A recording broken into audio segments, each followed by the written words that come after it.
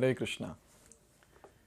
So till now we have seen that it's very difficult to understand Krishna, to know him, to surrender onto him. Why? Because three modes of material nature don't allow the person to move forward. Now, we saw that by surrendering to Krishna, one can be freed from three modes of material nature. And Krishna was very clear in shloka number 14. Mam eva ye prapadyante mayam etam tarantite. So just surrender unto me, I'll take care of you. You will easily cross these three modes of material nature. So now the question comes that if surrendering on to Krishna, everything will manifest, then why is it that people don't surrender to Krishna? So to answer this question, Krishna is going to speak the next shloka that we're going to see now. Shloka number 15.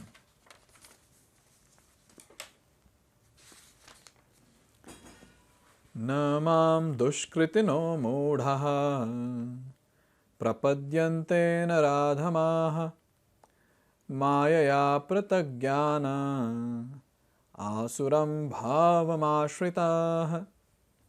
So here Krishna is saying that dushkritinaha, he's talking about the miscreants.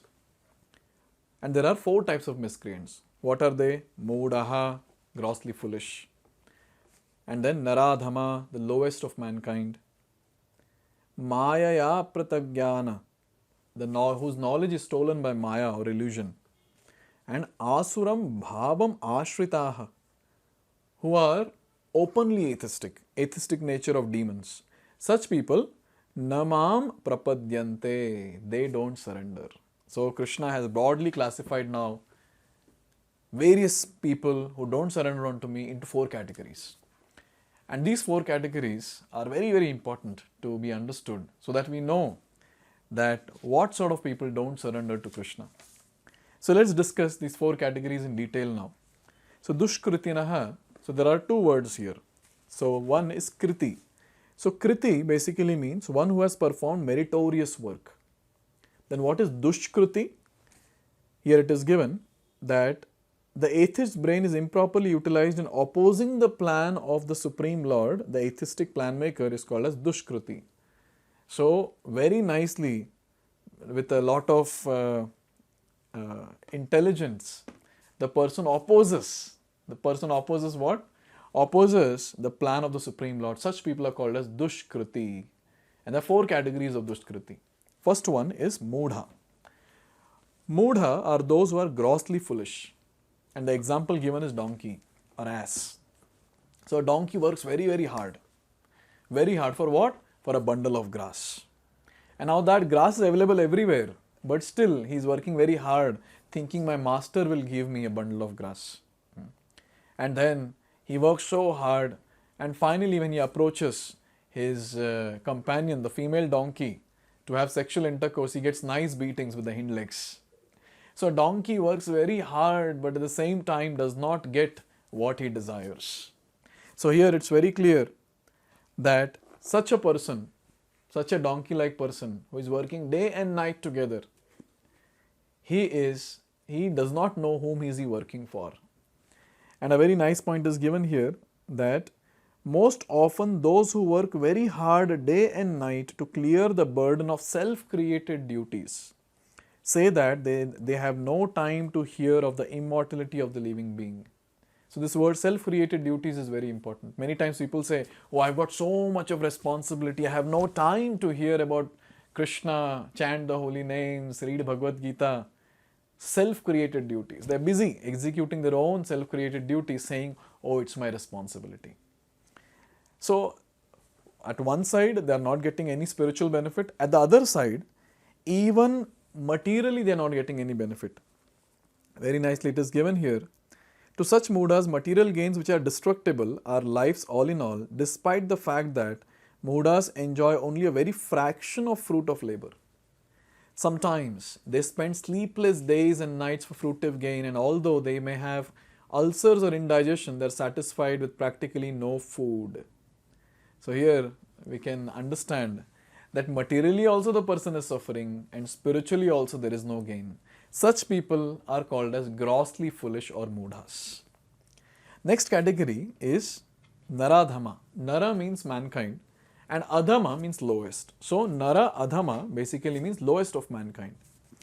So for the information of all of us, there are 84 lakh species. 84 lakh species are available in this creation, and out of that 4 lakh species are actually human beings. So here it is given. So in this 4 lakh species, we have both civilized and uncivilized. So what is the definition of civilized?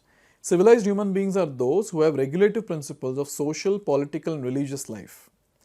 Those who are socially and politically developed but who have no religious principles must be considered Naradhamas. So socially, political, the person is doing well, but then religiously he is zero. So that person can be easily, safely categorized in the category of lowest of mankind. Why? What is the problem? If he is economically doing well, socially doing well, politically doing well, so that person is respected in the society. Then why is it Bhagavad Gita saying the Naradhama? Here it is given. The civilized form of human life is meant for man's reviving the lost consciousness of his eternal relation with Supreme Truth, that is, Supreme Personality of Godhead Sri Krishna, who is all powerful. Whoever loses this chance is classified as Nara Adhama. So, a Nara or a human being is expected to do what? Is expected to revive that lost consciousness, that lost relationship with Lord Sri Krishna. If that is only not done, then that person can be easily categorized as lowest of mankind because he is not doing what he is expected to do. So in this way, first one Mudha, grossly foolish. Second, Naradhama, lowest of mankind. Now we have the third category called Mayaya Apratagyanaha. Now these personalities are very much scholarly, academic wise. So they are mostly philosophers, poets, literally scientists and so on. But the problem is the illusory energy misguides them and therefore they disobey the Supreme Lord. So finally, what is the use? What is the use of all the academic education, all the degrees and everything if the person is not able to be submissive in front of the Lord? If he is going against the Supreme Personality of God, tell me what is the use of it? So that's why these people are called as Mayaya Apratagyanaha. In fact, it is given here that there are a great number of Mayaya Apratagyanaha at the present moment, even amongst the scholars of Bhagavad Gita. In the Gita, in plain and simple language, it is stated that Sri Krishna is Supreme Personality of Godhead. There is none equal to or greater than him. So all these different points are mentioned that how Krishna is the Supreme Personality of Godhead. It's very clear, crystal clear in the verses of Bhagavad Gita, but despite all these clear statements, the Mayaya Apratagyanaha deride the personality of Supreme Lord and consider him merely another human being. They do not know that blessed form of human life is designed after the eternal and transcendental feature of the Supreme Lord. So these people are scholarly, academically, theoretically, but then unfortunately, they don't understand that Krishna is Supreme Personality of Godhead, who is much above than the Baddha Jivas, the bound human beings of this world. They consider him to be the same, on the same platform. So in this way, their intelligence is stolen by illusory potency of the Lord. So this is the third category. Fourth category is Asuram Bhavam Ashritaha. So these people are openly atheistic. They call themselves as atheistic, their activities are also atheistic. So it is given here that some of them argue that Supreme Lord can never descend upon this material world, but they are unable to give any tangible reasons as to why not. So they keep saying that how is it possible? Why will Supreme Lord come to this planet? But then they have no reason for it. They have just some arguments just to prove that God does not exist or something similar. And there's another category of people in the same Maya, this Asuram Bhavam Ashrita. There are others who would make him subordinate to impersonal feature, although the opposite is declared in Gita. You know why all these things are happening? Why people are pulling Krishna down or not believing in his existence? Because they are envious. Envious of the Supreme Personality of Godhead, the atheist will present a number of illicit incarnations manufactured in the factory of his brain. Such persons, whose very principle of life is to decry the personality of Godhead, cannot surrender onto the lotus feet of Sri Krishna. So what are they trying to do? They are envious of Krishna. Why only Krishna has to be supreme? Why only he has to enjoy? I can also do that. I also want to be the master. With that ego, with that pride, the false ego, false pride, they are not able to accept the supremacy of Supreme Personality of Godhead, Lord Sri Krishna.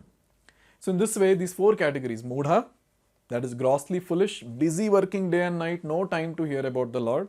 So forget about surrendering to the Lord. Second is Naradhama, lowest of mankind. So they are busy doing social activity, political, economical activity, but then they are not having the time, or to be more precise, they are the ones who don't give any interest towards reviving the lost relationship with Lord Sri Krishna. And the third category is Maya Pratagyana. So this category is, they are very intelligent, theoretically and academically very intelligent, but then their intelligence is stolen by illusory energy in such a way that they consider Krishna to be one amongst them, a mortal being. So why will a mortal being surrender on to another mortal being? And then finally the fourth one, that is Asuram Bhavam Ashritaha, openly atheistic. They don't want to believe that Krishna is Supreme Personality of Godhead, he exists. And even if they believe, they consider him to be below or lower than the Brahma Jyoti, the Brahman effulgence. So why will they surrender unto Krishna? So in this way, these are the four categories which don't surrender onto the lotus feet of Lord Sri Krishna. And they are the ones who will suffer for sure, because they are not actually marching towards the ultimate goal of life. They will be bound in the cycle of birth and death forever. So this is the thing that is very clearly mentioned here in this particular verse.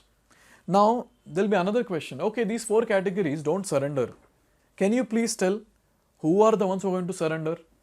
Krishna is going to talk about them in the next verse. So let's see that in the next video. Hare Krishna. Hare Krishna, Hare Krishna, Krishna Krishna.